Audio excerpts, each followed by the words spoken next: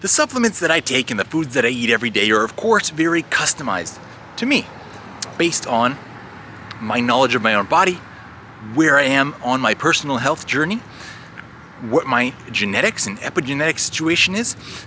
So this is all going to be very personal information, and I don't want anyone to see this and think, oh, if I want the state of Sage's health, perhaps, I got to do all that stuff that he has. No, something that I do based on my genetics may absolutely backfire for you.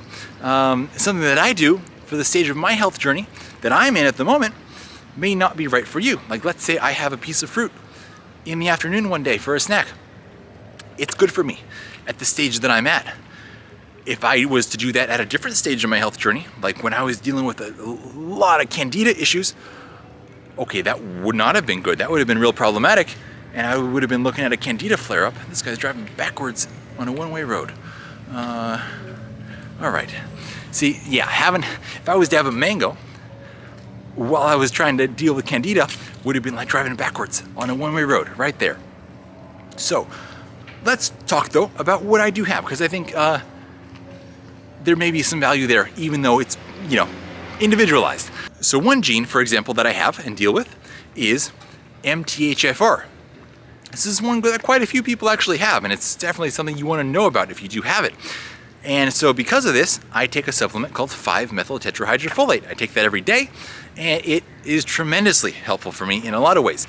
With MTHFR, you don't break down folate as well as most people would who don't have that gene, and therefore you don't get all the byproducts of that breakdown and then the byproducts of those byproducts. So it leaves you in a bit of a weird situation. So by taking 5-methyltetrahydrofolate, which is one step down from folate, now you can go ahead and continue making all the things downstream from that, and you really benefit from it. Another gene that I have is the COMT gene in the plus variant. This is called catechol O-methyltransferase. What this means is I make the same amount, roughly, of things like dopamine and epinephrine and norepinephrine. These catecholamines is what they're called, like a normal person would. Only problem is I don't get rid of them as a normal person would. I get rid of them much slower so they can build up in the system. This is a double-edged sword. On one hand, it's awesome. It allows me to focus really well because it gives me a heightened level of activity in my frontal lobes. This is where the executive function happens in the brain. This is focus. This is having a filter of only saying exactly what you want. It's extremely rare that the frontal lobes and that filtration system fails, and something that I don't want to say would sneak out. In addition to that, you also have an ability to learn fast. But on the other hand, if you are working too hard all the time, if you're too stressed all the time, you will burn out. You run a higher risk of long-term mental health diseases. And so that's not fun. So because of this, I gotta make sure I keep the stress in check. Now I do this, of course, with certain lifestyle practices. I try to make sure I'm not overworking as much as somebody running a business and doing another full-time job on top of that also can. But a lot of this happens in the supplement world. So certainly with herbs, things like reishi, for example, is tremendous here. Ashwagandha, those are two of my most frequently used herbs. They're right up there with the astragalus. And then also with magnesium. Magnesium glycinate is usually the one I'll take in the morning. If I'm gonna take magnesium again in the evening, it will be magnesium L-threonate, because of the way that one can cross the blood-brain barrier and have a really great relaxing effect on the nervous system. And then often in the evenings as well, I'll take glycine, which can also have a beneficial effect on one's sleep. Now back to morning supplements. So we've got 5-methyltetrahydrofolate, we're taking magnesium glycinate. Something I've taken a lot of over time, I haven't been taking for a little while now, but it probably will get back onto again very shortly, is ubiquinol for mitochondrial support and really optimizing the health of the mitochondria. That dose for me is something like 300 milligrams a day. When your mitochondria are working better, just so many areas of your health are able to improve. Think about it, when your cells have more energy to work with, they're gonna do everything that they're designed to do better. So there's that. Very commonly we'll take a capsule of elderberry on a daily basis, just one a day for great immune support. Let's see, what else am I missing here? Organ meats, we'll take capsules of liver, and so I'll take 6 of those a day, and also on and off another set of organ meat supplements specifically formulated for male health, which I have reacted very, very well to. And then looking at what I am eating in a day. Oh wait, hang on, a couple more supplements, almost. So of course we have liposomal vitamin C, liposomal glutathione, not every day, but lots of days. And then of course, if you've watched basically any of my videos about anything, you'll hear how much I go on and on about D3 and K2. So of course I'm taking those in a nano-emulsified form. And so that's really good. And so now, okay, let's look at diet. Time for that.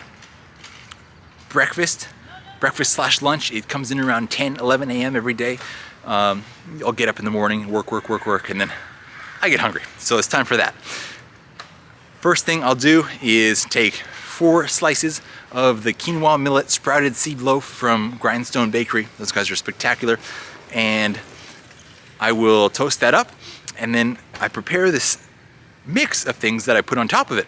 I take a whole avocado, a tablespoon of C8 caprylic acid MCT oil, a tablespoon of grass-fed ghee, sometimes but not always a tablespoon of stearine and pumpkin seed oil. They're really good dark green stuff, really rich in zinc, great for the prostate. And then a tablespoon of chlorella, a tablespoon of spirulina, then 3 tablespoons of pea protein, and I'll mash all that up until it has a guacamole-like consistency, and I'll put that thick on top of those pieces of toast. And that is, to me, is just, this stuff is amazing. I love it every single day. I don't get tired of it.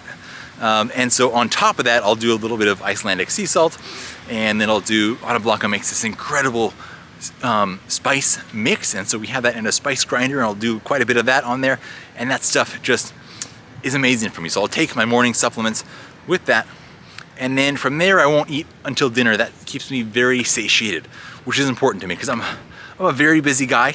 I don't really have a lot of time to take breaks for snacks and things like that. Occasionally maybe I'll, lately I've been doing the occasional mango in the afternoon, but generally I don't eat between breakfast and dinner.